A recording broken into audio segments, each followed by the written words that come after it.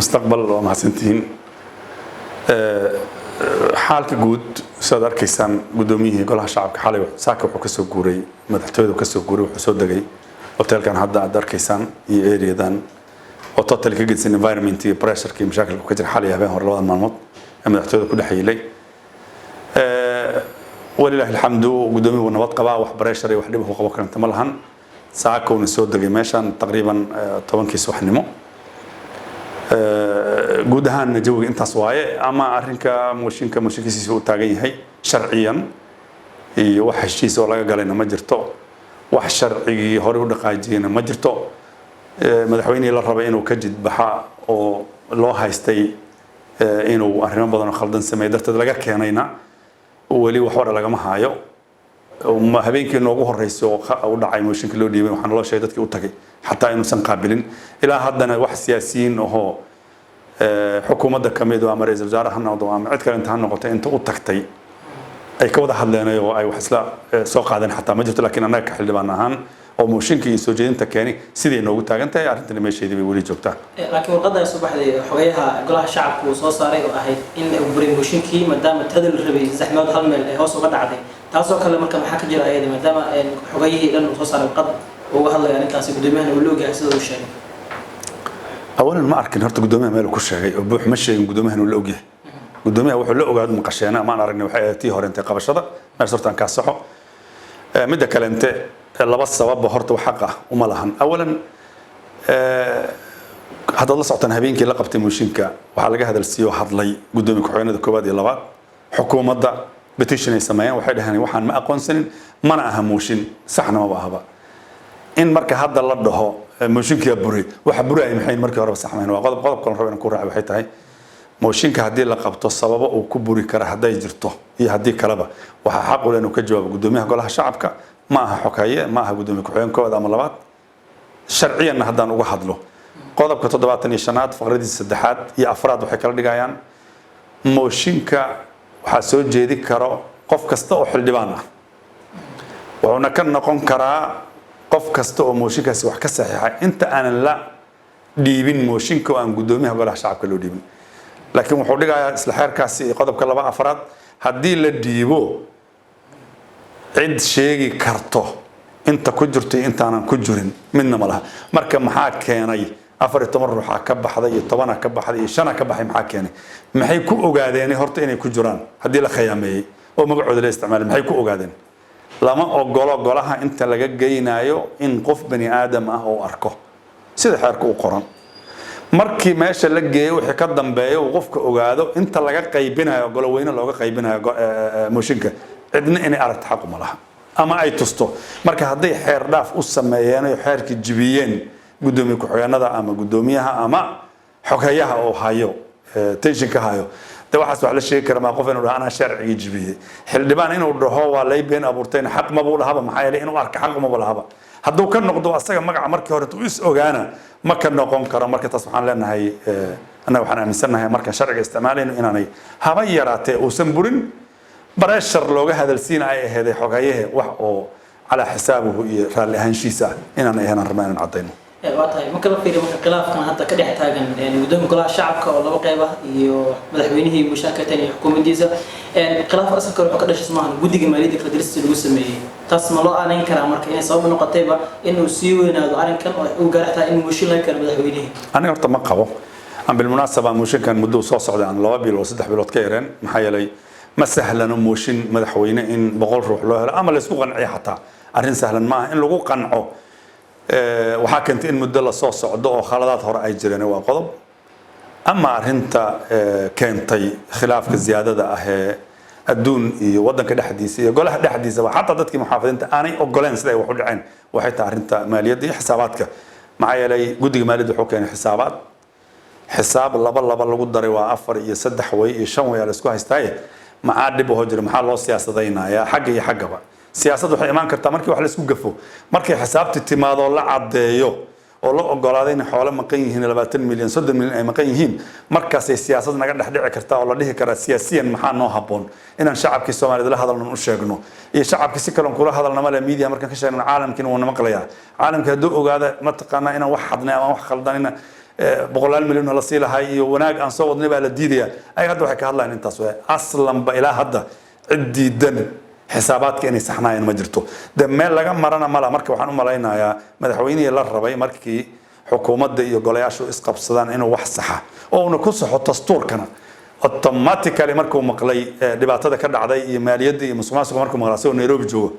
ayuu si gooni ah intuu iskaga saftay xukuumadda uu yiri xildhibaano xanaaqsan baan arki jirnay xildhibaano xanaaq ku darsaday waali baan aragnay marka badal ma xildhibaanadiisa oo isu soo dhaweyn lahaa bil munaasaba ama xanaaqsanaadaan ama walnaadaane waa xildhibaanadiisii mucaaridi muxaafadna asaga madaxweyne waa ayagana u ah mataqaanay xildhibaano waa madaxweynaha arrintaas uu ku khaldamay uuna ku simirixooday ficil ahaanna haddana khaladkan intuu u galayo wuxuu ku sii tuntay xeerkii dalka iyo nidaamkii xisaabaadkii uu diiday xukuumaddiisii oo keentay khaladna bedel ma canaan lahaa dhilaa nimanka hor fadhiista la xisaabtama wuxuu xaq u lahaa xataa waxaa jiro team asaga uu samaystay oo anaga laftirkooda sharciga waafaqsanayn oo aan golo baarlamaan la keenin oo aan dastuuri xeer hoosaad midna uga qornayn oo wiri waa maaliyadda bay kontrooleen ayaga laftirkooda xataa intuu u yeero sidan ka warqaban niman aqoon-yahan oo ajaanib iyo Soomaali isugu jiro muwaadiniin isugu jiro ahaayeen ayaga laftirkoodii baan sidan ka warqabnaa aanan sax ula ahayn oo ka xun sida wax u dhaceen حتى كواس هدو انتو يرتو اما حنتي دورا انتو يرتو لو روحان لشيغا اي كلا كلا فرغري اسagoo dibadda joogo go'aan iska qaatay arrin siyaasadeed uu qaatay wuxuuna qirtay sidan aniga aaminsanahay markuu arrintan sameeynayo in guddiga maaliyadda wuxuu keenay sax yihiin laakiin uu siyaasadii dhankan intuu ka fiiray hal mar marka arrinkaas waxaan u maleynayaa hatta haddii saas u dhaceen ama hala siyaasadeeyo ama aan la siyaasadeynine xaq iyo xuquuq iyo xisaab maqan baan naga sheegnay oo guddiga maaliyadda uu sheegay meel looga baxsan karna ma jirto de khaladkeedii inuu rabaa inuu ku sii socdaan isaasan qaba waata khilaafka marka u dhaxeeya golaha fulinta iyo golaha sharciyiinta oo mid soo laabtay marar badan marka soo lama dhigi karo isku milanka labadaas iyo gole marka ayaa saameynta ugu badan ay keeni karta in golihii shacabka ay xisaabtan waayaan xukuumaddii fulinta ahayd shaki la'aan laba sabab aan keentay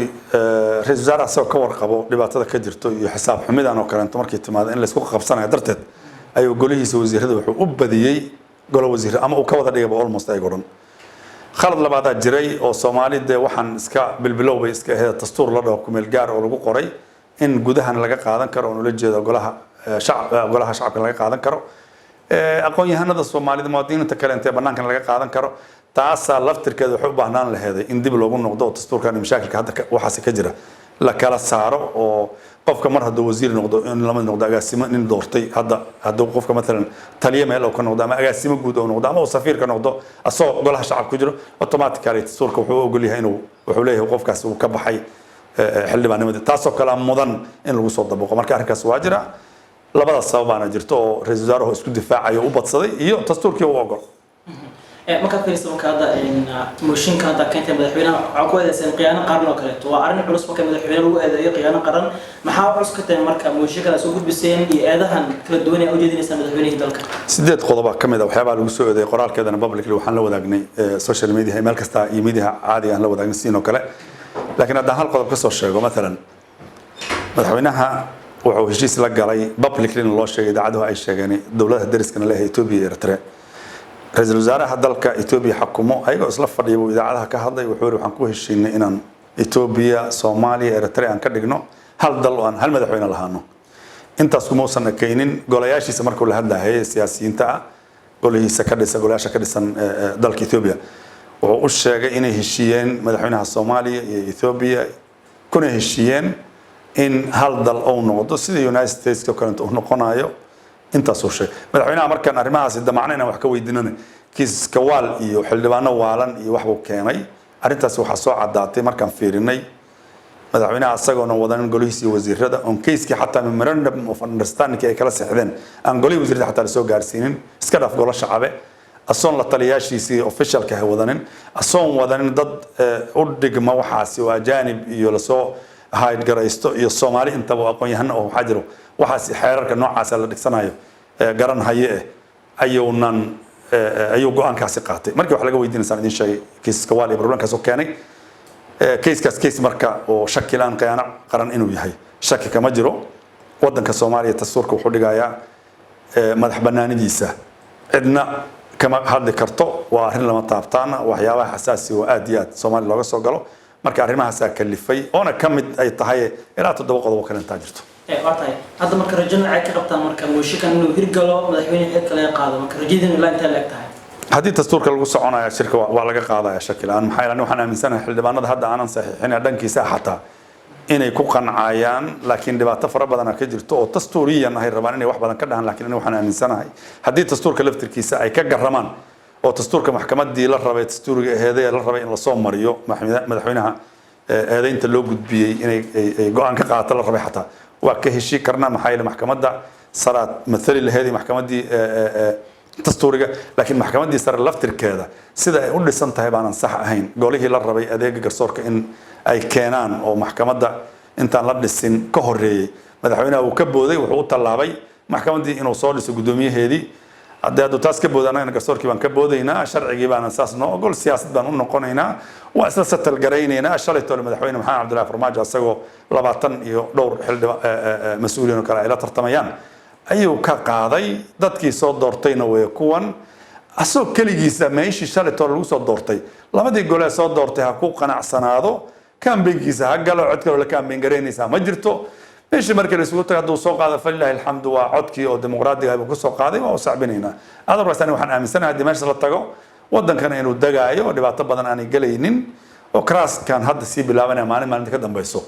oo iska degi doono pressure una jiri doonin laakiin daalama inta lagu socdo intaba la garab maraya dastuurka iyo xorhaasaadkii pressure-ka uu sii diri doono dhibaatana waa inta ka badan doonta waxaana ka mas'uula madaxweynihii qaranka oo inta la soo dacway diiday inuu garab baxo iyo ciddii garab ku siisaa mas'uuliyadaasi qaadisana Soomaaliya inta sheegina